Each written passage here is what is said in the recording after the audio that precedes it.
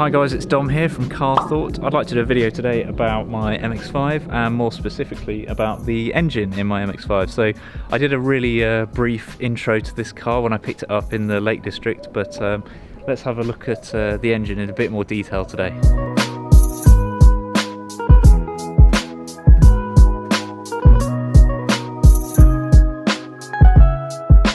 These engines are, a 4-cylinder petrol.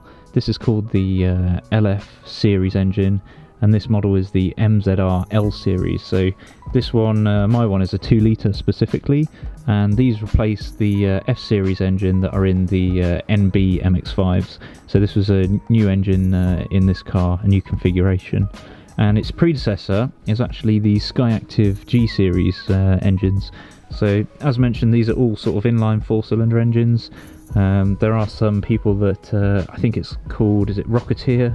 They put petrol V6 in these out of Jaguars, which is a really good idea, and I'd love to go in one at some point. But not so well known about these engines is they're actually also used by Ford, and in a Ford they're called the Duratec. This is the 2-litre version. I don't think anywhere you can tell.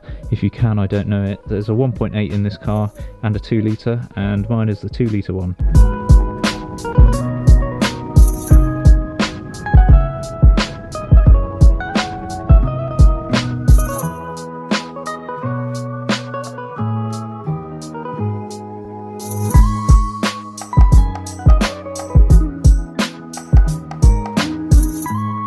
Okay, so really quickly running through the engine bay, starting from top left, we've got the brake booster, brake master cylinder and brake fluid reservoir, which is feeding into the brake solenoid, which is this bit here. We've got the washer fluid reservoir, and down here we've got the alternator, which is next to the exhaust manifold and the heat shield for that. That's an easy one, that's battery, it says on it. Engine coolant, so that's the coolant reservoir. This one looks like the power steering fluid. That just there is the power steering pump, which is driven by that auxiliary drive belt as well. Air filter, air intake, and then the throttle body here. Someone's put some what looks like sandpaper to start that wire rubbing through, which is interesting. Okay, so the compression ratio of this engine is 10.8 to 1, and the stroke is 83 millimeters, and it actually shares the same stroke as the 1.8 series of this engine.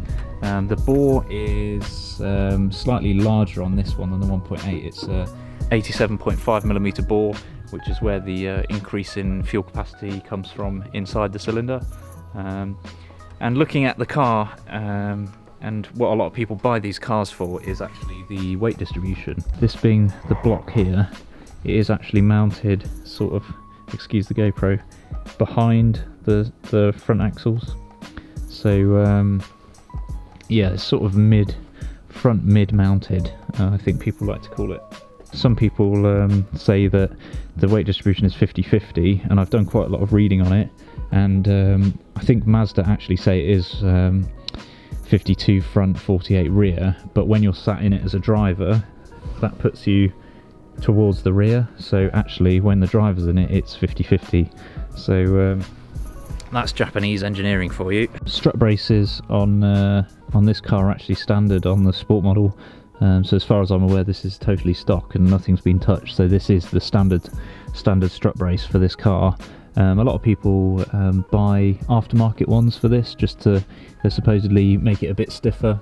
And you can see that there are a few separate pieces. I think this is a three or four piece strut brace. So you could make an argument that that's not as stiff as possible, but I don't think I'd be able to notice the difference if I did swap it for an aftermarket one. So as you can see in my videos, this engine has quite a high rev limit, so it revs to 7,500 RPM, which is quite good fun, but it actually only makes 158 brake horsepower, so it weighs 1,100 kilos, 158 brake horsepower.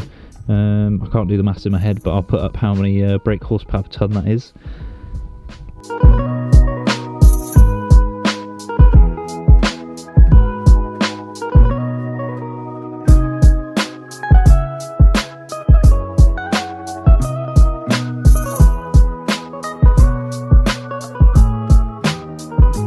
So as you can see in the engine bay, there's actually quite a lot of space around here. You have a 4:1 manifold here coming out the right hand side of the engine, and this is sort of the prime place that people put turbos.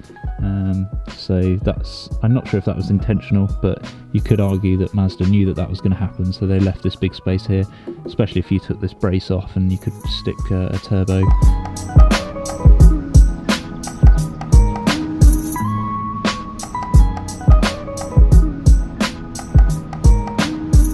You may have noticed that the bonnet support, there is only one single one, and it's not hydraulic, it's just a completely manual one.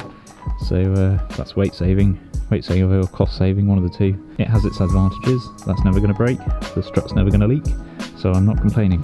So this is chain driven DOHC, which stands for dual overhead camshaft. So that basically means it's got two camshafts inside the cylinder head. I might have to put the camera down for this, bear with me. 16 valves in this dual overhead cam engine. They kindly write both of those things on the cover there for us. This has mechanical lifters, unlike the Mark 1s, which have hydraulic ones. 4 valves a cylinder, being a 4-cylinder, that's 16 valves overall. Aluminium block for weight, so that's quite common nowadays, but yeah, lightweight construction in that aluminium block. Although the cylinder liners are cast iron, coil on plug ignition system. And then we've got a fuel rail here as well. So that's that big rail that's running all the way along there. It's not direct injection on this car. So a lot of new cars, I think even the new ND MX-5s are direct injection systems, but this is port injection. So port is where the fuel is mixed with the air and the injectors are located in the runners of the intake manifold. So not mega modern technology, but also very reliable and is been in practice for many, many years.